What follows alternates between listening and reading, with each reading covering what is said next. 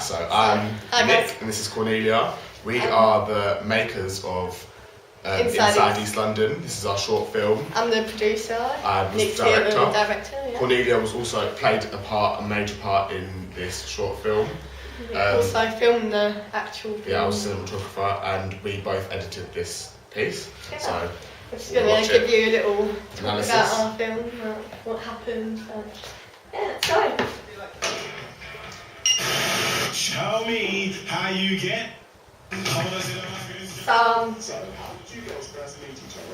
This bit actually, Nick did the editing for the characters' names coming up. as you'll see in a minute, we just went past. There we go. Well, yeah, I done that because we got inspiration from another film, another program called Educating Essex, I think it is, and the East End. in a lot of these real life documentaries or real life programs, they have this sort of thing where it will say like the name of the person, who each person is, and it will also say what their role is. Them. So like it's kind of just like a typical convention of what documentaries are used to. So yeah, we had that in. What song? Our first song was Migraine Skank. This song was, I think we used this song because It's it's a type of song, yeah, and it's a type of song that the girls we think would listen to. So we really got into like the minds of the characters here. Yeah. This is our first scene actually. It's just me and Emily sitting on the wall talking about our day-to-day life. You can see Emily's drinking a bottle of wine, which is not actually wine, it's water. An interesting fact: all the dialogue that we came up with, some of it is scripted. This first scene was scripted, but the rest of it was improvised. So the whole thing was devised. It was a devised piece. So because we thought we'd get more laughs if we Just did it in the moment. Yeah, done it in the moment rather than actually scripting it, because scripting things sometimes could be really bad. We've got a number of props, as you can see. We've got a money jar that we're counting for our chicken and chips. We're actually outside Emily's house in that scene. Yeah. We thought we'd like do cuts of like, so we were on the wall before and then we moved to like another location. Now we're back on the wall. So it sort of starts like a montage of like different things that go on. We're not in like the same place constantly. Yeah, so it just gives you like a picture of what they do, like everything. Where they go. Yeah, what they do, like so.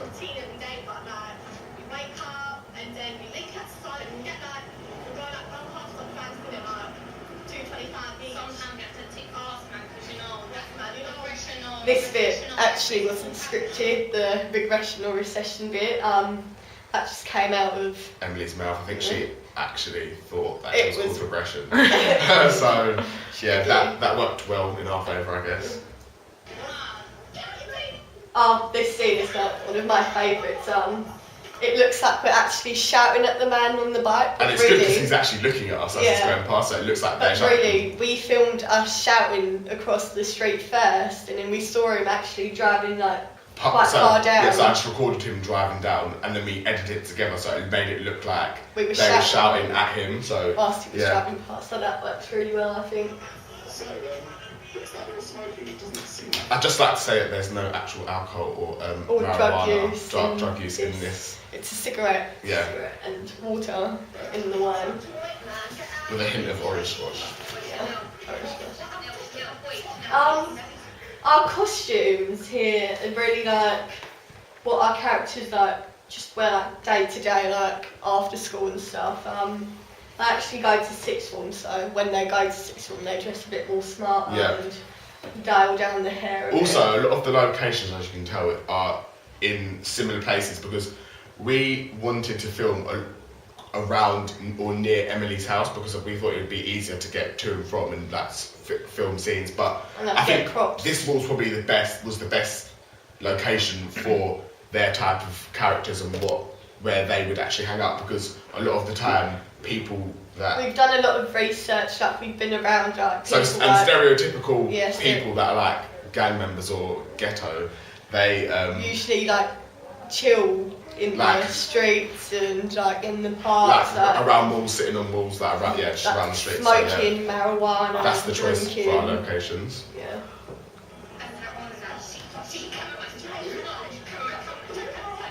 bit we actually filmed the girls that are actually in debt with like a drug dealer, and they saw him and they made the cameraman. We decided to cut that out, but we decided to cut that out because the whole thing was too long at first. When we actually put it all together, it was like, I think it was like 8 minutes, so we had to cut it down to 5, which was the brief time. This scene's with Emily. She's actually talking about her mum and how she left her when she was quite young. It's quite an emotional scene, but it took us quite a while to film though, because we just kept stop laughing. Like, I think the music as well, and all the shots, all these types of shots, that I think it adds to the sadness of that and the emotion of that. And in the pictures, her mum's actually missing. Like, she's not in the pictures. It's like her sister, so she's talking about how her mother left her. And obviously the song is quite a downbeat song. It's quite sad, so I think it just goes. It matches what we the atmosphere. Yeah, it matches the atmosphere. Like, what's going on. And obviously, it's quite hard not to laugh at it because of the way she's dressed. But and all the if you listen closely, it just makes you really emotional. It took us about a good 15 takes to film this scene actually.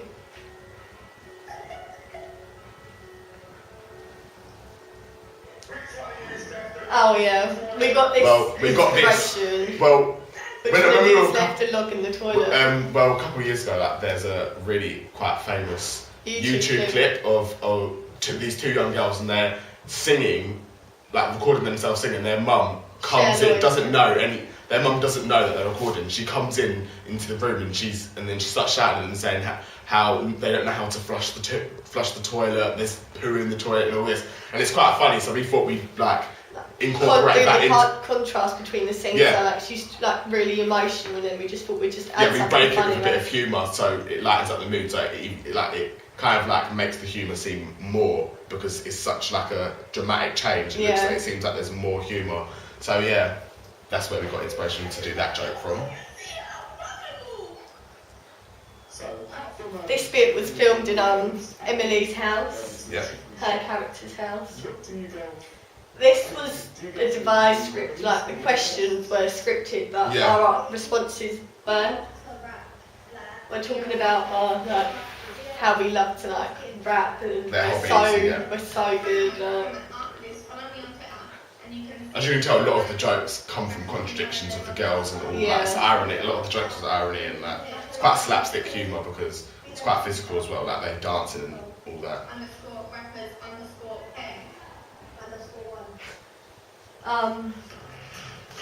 Well, we edited this because what do you want to? It's an actual music channel called SBTV where a lot of underground grime rappers release their songs and they try and make it in in music profession. Yeah. So we thought it would be funny if we actually use that and actually use their theme tune or whatever it's called to we just thought it would be funny to put it on, so we just thought that as well. Because they were talking about how they're actually so good at rapping, but it's a contradiction because they're in Emily's back garden, aren't they? They're not actually they're just liars. Yeah, they lied and they just edited this themselves and told us, the filmmakers, to put it on our video.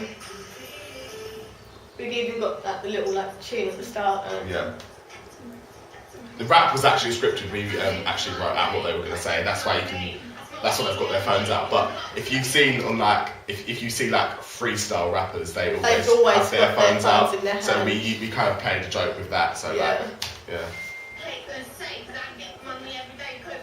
This actually took us 2 takes, I think it was. Wasn't that? Didn't take long. Which is surprising because it was a long scene.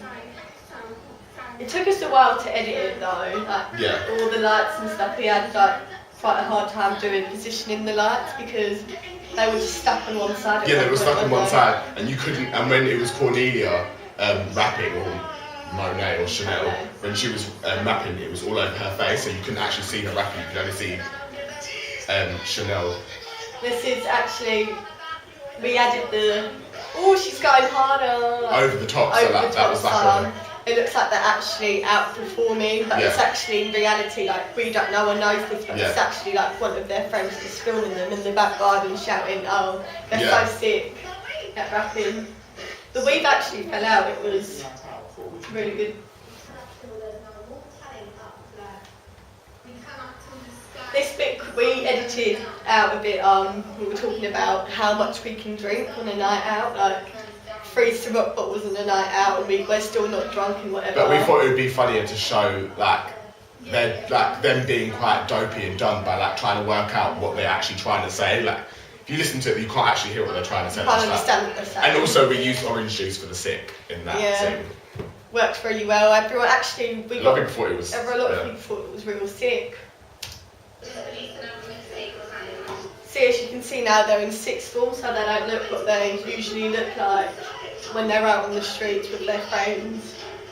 This is one of the major parts that shows change and moving on and going into university in the whole thing. Yeah, we got suggested to do this part, so it's not just like those 2 girls just constantly just doing whatever they're doing in the streets. It gives it more of a narrative, more of a storyline to that. So that she's moving on, and it's really it's like a contradiction, because you see me acting talking about rapping, talking about how I don't go to school, but you see me getting into Cambridge for biomedical science, juxtaposition. And as you can see, Emily Monet isn't moving on. She's sticking to her rapping. Also, when we thought it'd be funny when every time someone swears on camera, we was gonna bleep it out. So we bleeped out every single swear word. There wasn't that we didn't actually use them. I think it was about 3, but I thought it'd be funny. They wouldn't show swearing on educating the East End unless TV. it was over past 9 o'clock, but still that's not a time for them to our target audience, 16 plus. Listen, we actually took the camera off the cinema. I didn't know that was going to happen. Yeah, that was just improvisation. This is all pretty much improvisation. You can see the producers in the background, because he actually didn't know that we were going to take the camera. We decided to use German whip because, as you the whole it's basically up and down in emotion, and it's we just wanted it to be really upbeat, and also throughout the whole thing they're boasting about what they can do, what they have, what they're good at. And this is kind of like a song about boasting how he has he's got a car, a German car, like a whatever car he has, like a Volkswagen or whatever. So it's just Yeah, so thank you guys. This was the director's cut, and see you all next time. Thank you. Thanks.